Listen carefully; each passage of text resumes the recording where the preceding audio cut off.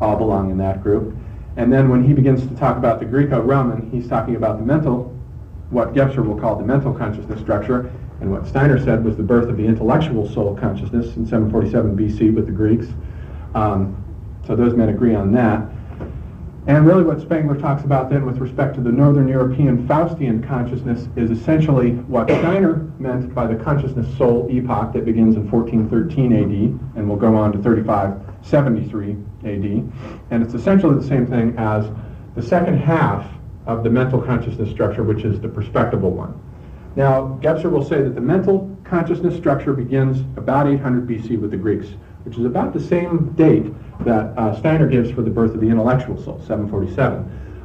But the Greeks didn't discover perspective in painting.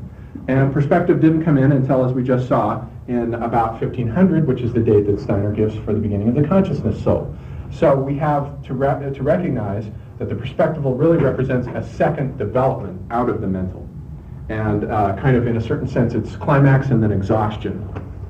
And then, as we'll see, the integral A perspectival will be the equivalent to what Steiner meant by the age of the descent of the Archangel Michael, who will reconnect us back to a sense of spirituality, and what Spengler predicted as a coming second religiousness. And then Steiner's etheric astral phases will correspond loosely to what Gebser will talk about with respect to the magical. Gebser also draws a little footnote in the beginning of Ever-Present Origin, and he says, this is a note that he wrote later on, long after the book had been published, and he says, "Since I've been writing, I've discovered the works of two other men who are basically saying the same thing I'm saying, Sri Aurobindo and Teilhard de Chardin." And so, and I haven't studied either one of those men in the depth that I would like to. I would have liked to have included them in this. But Sri Aurobindo has this idea of the descent of the supramental. And he has this organization of, he's coming out of the Hindu culture. Steiner was sort of coming out of the Christian culture. Aurobindo comes out of the Hindu, and Chardin comes out of the Catholic, specifically, tradition. And all of them arrived in the 20th century at a similar set of conclusions. So something is happening. That's proof for me, as far as I'm concerned, that something new is happening on this planet that is totally unprecedented.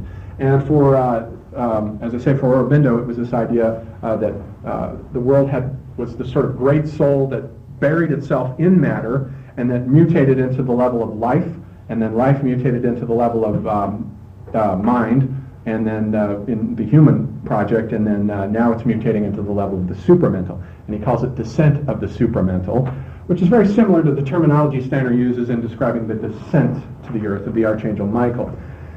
And but I don't know Aurobindo well enough to go into that. And then Chardin's Omega point. Chardin has this idea of this coming Omega point, and I'm not sure what he means by that either. But Gebser himself says that those two men were equivalent to what he was doing.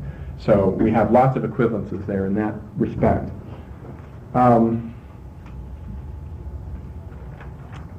So then let's start to take a look sort of back at the beginning with one more set of illustrations that would be very brief. And this will just sort of give us a sense for the magical consciousness structure.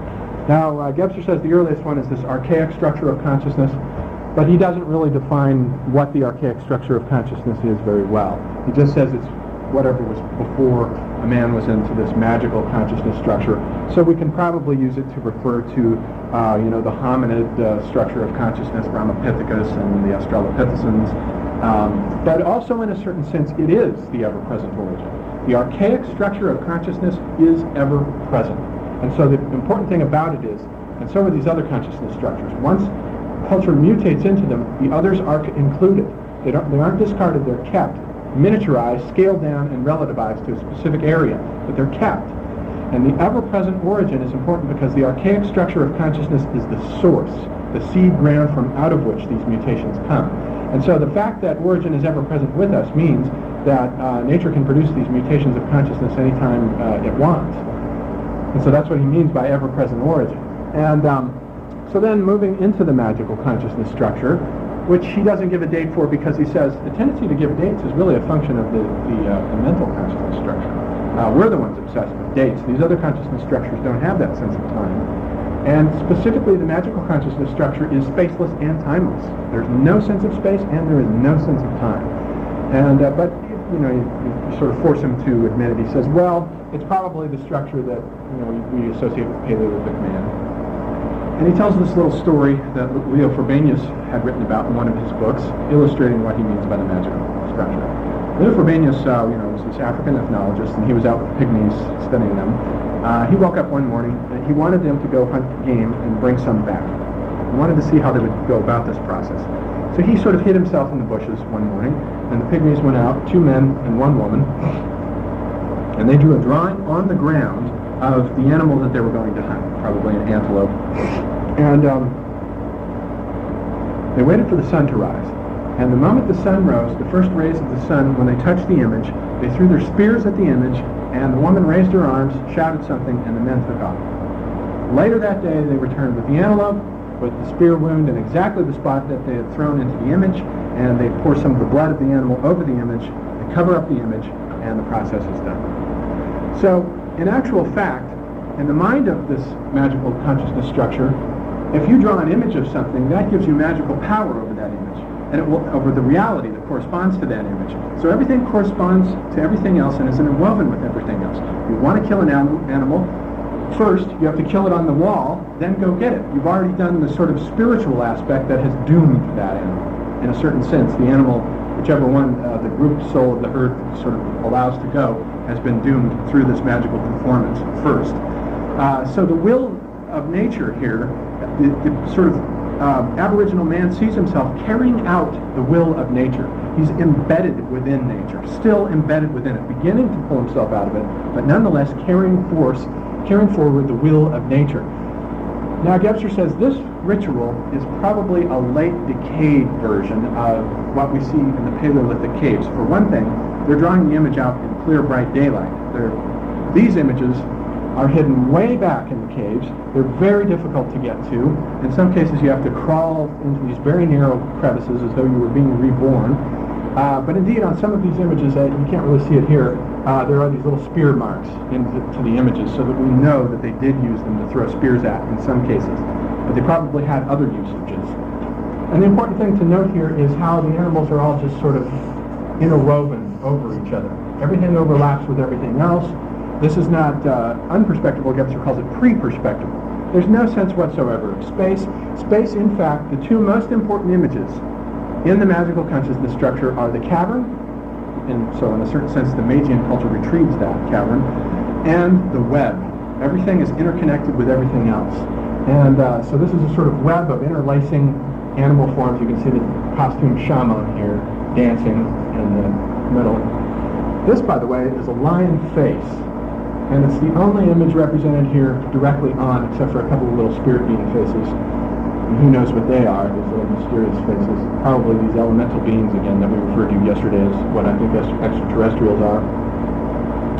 And the lion here also is already, you have this sort of early recognition of the chain of being. The lion is in the animal world what we as human are in the human world. We're hunters. And the lion is the king of that world. And just as the sun is the king of the planetary constellations, so that the system seems to suggest that these correspond to the herds of the night sky, and just as the sun rises and chases off the herds of the night sky, and so too we know that they will return the next night, so too when we go out and kill these animals, we know that they're going to be returned. So this is important for Campbell's theory, was that that kind of mythology, it was important for erasing any sense of guilt that primitive man might have for killing animals. The myth comes up as a way of assuaging the guilt, saying, well, this is nature's bounteous offering to you. Kill the animal, yes, but it has to be killed properly. You have to perform the magic and the ritual and the worship so that you are put in accord then with the will. And there's this mutual gratitude, this reciprocity that nature feeds you so long as you are in a proper attitude of reverence towards it, and it will keep pouring forth its bounty. You know, there's an old Native American story that Joseph Campbell used to tell. It's a Blackfoot Indian myth, and it indeed may have echoes going clear back to the Paleolithic about the buffalo's wife, where he says, briefly, in the beginning, this girl, who is the center focus of the story, is looking up at all these herds of buffalo on the cliffs. And